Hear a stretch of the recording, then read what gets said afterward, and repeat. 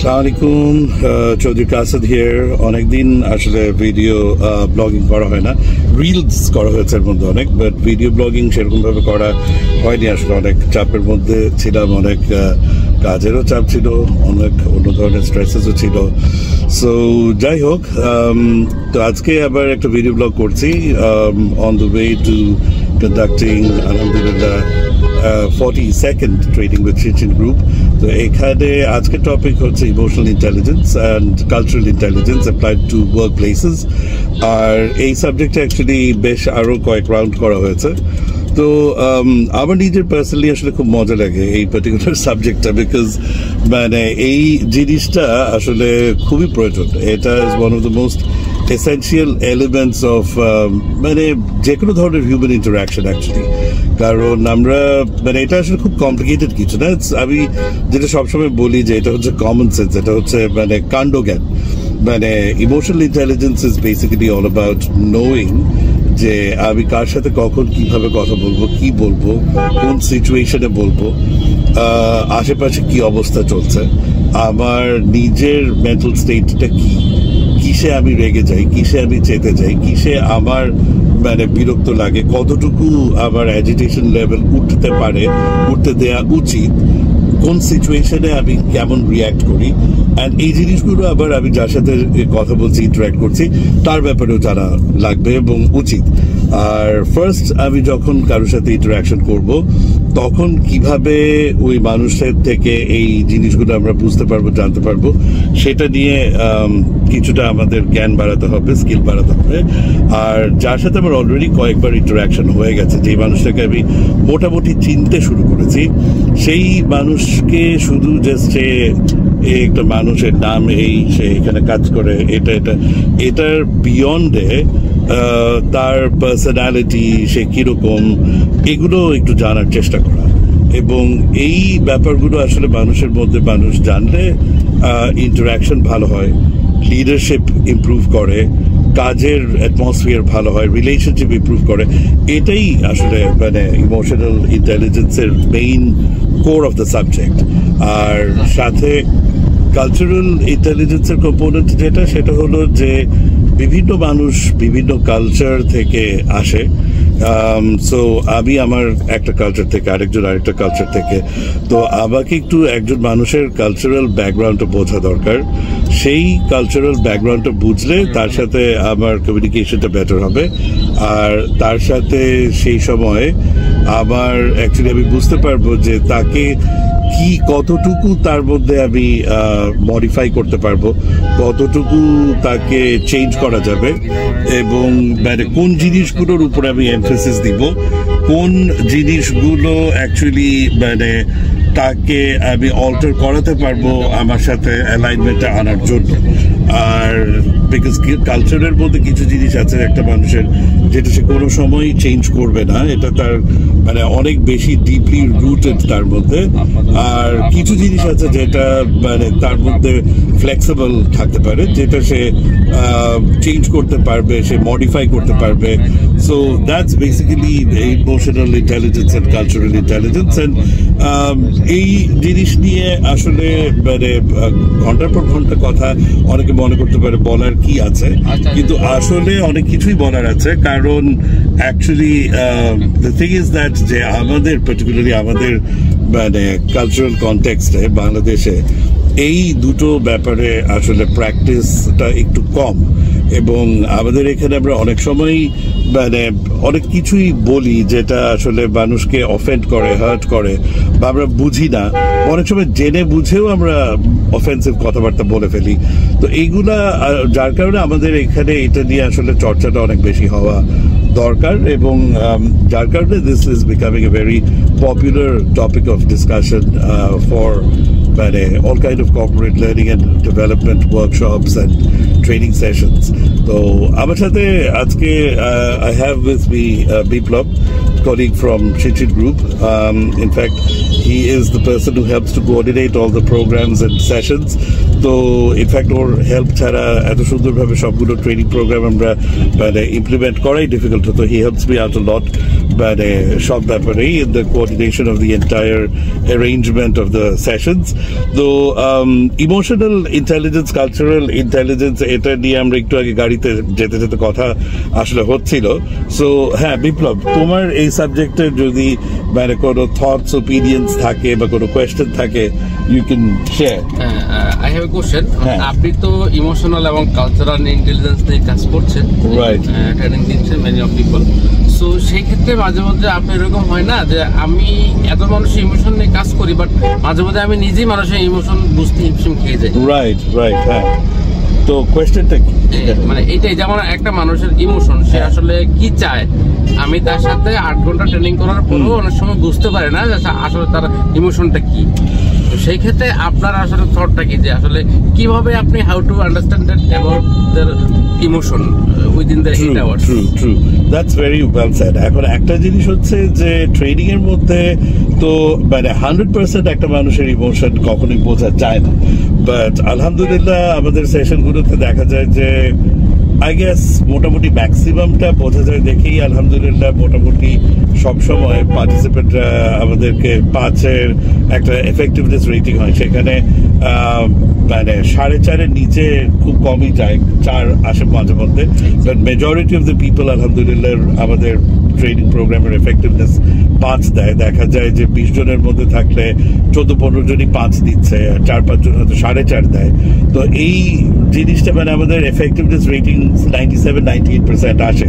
তো I guess এটার পিছনে কন্টেন্ট ইজ দেয়ার, কন্টেন্টটা ভালো, but at the same time it is also because মানুষের ইমোশনগুলো আলহামদুলিল্লাহ রিড করে করে সেই অনুযায়ী কিন্তু ট্রেনিং প্রোগ্রামটা মানে কাস্টমাইজ হতে থাকে অন দ্য স্পট।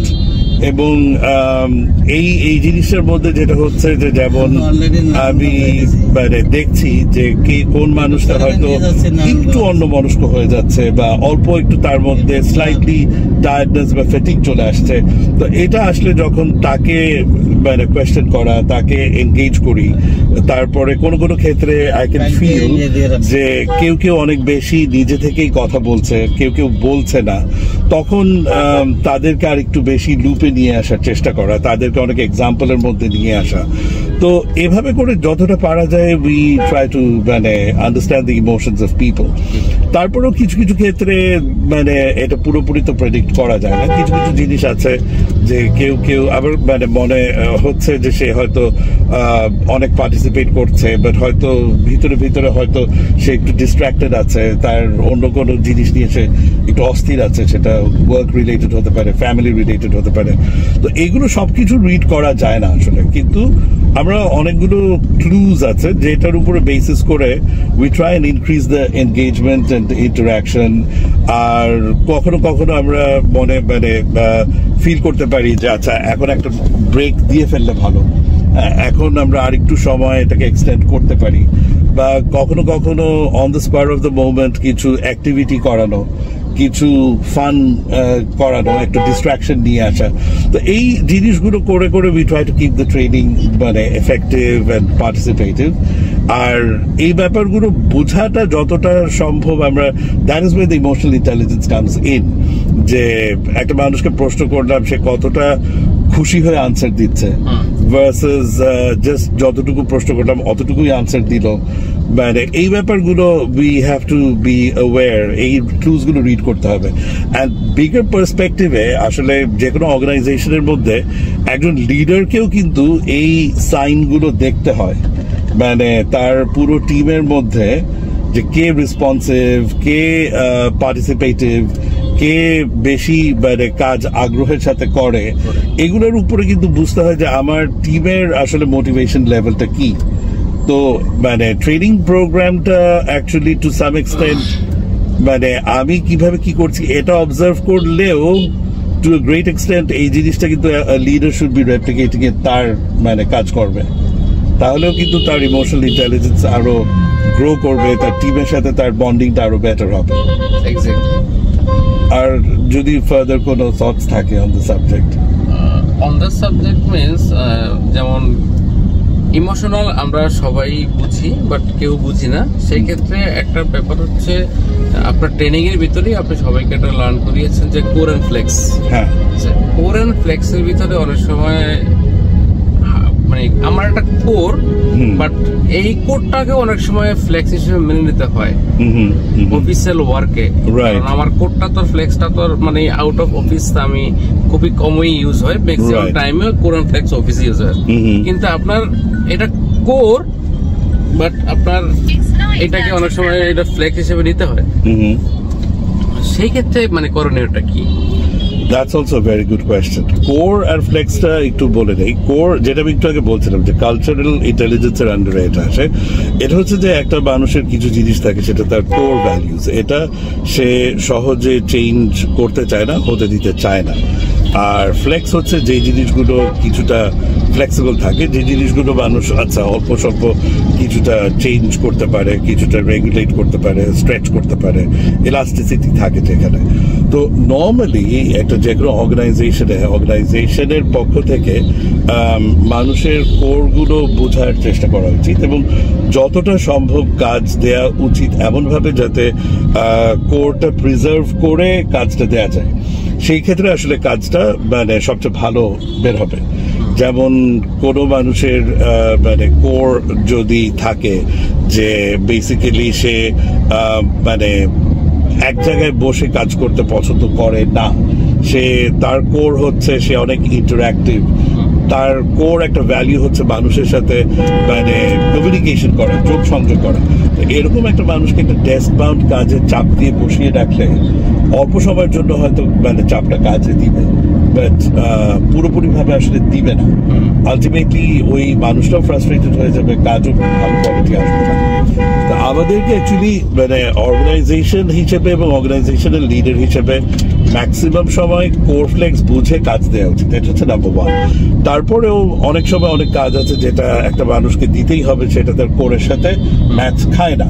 তো সেরকম ক্ষেত্রে আসলে নিজেকে কোর ভ্যালুটাকে একটু হলেও অ্যাডজাস্ট করতে হবে, একটুখানি মডিফাই করে নিতে হবে। কারণ এখানে ওই মানুষটাকে তার বেসিক্যালি তাকে নিজেকে কাউন্সেলিংটা করতে হবে। সেটা হচ্ছে যে টু বি ভেরি অনেস্ট, একদম সোজা কথা, do I need the job? আমার এই জবটা কি প্রয়োজন কিনা? আমার এই জব থেকে আমার যে ইনকামটা হচ্ছে সেটা দিয়ে আসলে আমি ভালো মতো চলতে পারছি কিনা, আমার ফ্যামিলি চলতে পারছে কিনা। সো যদি হয়, ওটা হচ্ছে সবচেয়ে বড় কোর, যে মানে জীবিকা। মানে তো ওই কোরটাকে তখন রিয়েল কোর বানিয়ে তখন এই সেকেন্ডারি কোরটাকে একটু ফ্লেক্স করে ফেলতে হবে। আচ্ছা ঠিক আছে, আবার এই জবটাতে যদি আমাকে অনেক ডেস্ক বাউন্ড কাজ করতে হয় তাহলে বাবা করি, আর মানে তা না হলে তো মানে আমি আমার ইনকামটা থাকছে না। বাট সাধারণত যেটা হয় যে এরকম সিচুয়েশনে যেটা হয় যে মানুষটা পুরোপুরি তার ওই কোর ভ্যালুটা তো যায় না, তখন সে জব সার্চ করতে থাকে। আর যখন সেরকম একটা ভালো অপরচুনিটি পাবে যেটাতে তার কোর ভ্যালুটা ওই এনভায়রনমেন্টে সে ফিল করে যে এখানে আমার কোর ভ্যালুটা নার্চার হবে, তখন সে ওই কোর যেখানে কোর ভ্যালুটা বেশি মানে প্রাধান্য পাবে সে ওই জবে সুইচ করে যাবে। এবং মানে সেখানে যদি মানে সুযোগ সুবিধা বেটার থাকে তাহলে তাকে ওই যেখানে তার কোরটা নার্চার হচ্ছে সেখানে চলে যাওয়াটা বেটার। বিকজ তা না হলে সে আলটিমেটলি কয়েক বছর পরে গিয়ে তার ভিতরে একটা যেটা হবে সেটা নাম হচ্ছে ডিসোনেন্স। মানে তার মধ্যে একটা ফ্রাস্ট্রেশন বিল্ড হবে যে আমি চাই একটা, বাট আমার হচ্ছে না সেটা। তখন ভিতরে এটা অনেক রকমের প্রবলেম ক্রিয়েট করে। সো দ্যাটস দ্য সলিউশন আর কি, যে আমাকে তখন ওই নিজের মধ্যে কোরের মধ্যে মানে একদম কোরটাকে প্রাধান্য দিতে হবে এবং গ্র্যাজুয়ালি আমার অন্য কোর যেখানে আমার মানে বেটার সুযোগ পাবো সেখানের দিকে আমাকে আসলে মুভ করতে হবে। I hope that answers the question. Thank you. Okay, thank you. So একটু ডিসকাশন হলো, একটু ইন্টারাকশন হলো on emotional intelligence and cultural intelligence, and এ ধরনের সাবজেক্টসগুলোর উপরে আমরা আরো ইনসাইটস শেয়ার করব, আরো ইনফরমেশন, আরো নলেজ শেয়ারিং করার চেষ্টা করব time to time. And well, আজকে এখনো quite a bit of path left to reach Adam to EPZ. Rasta to amader Dhaka roads, always a bit of traffic. So yeah, see you next time. Thank you for sticking around.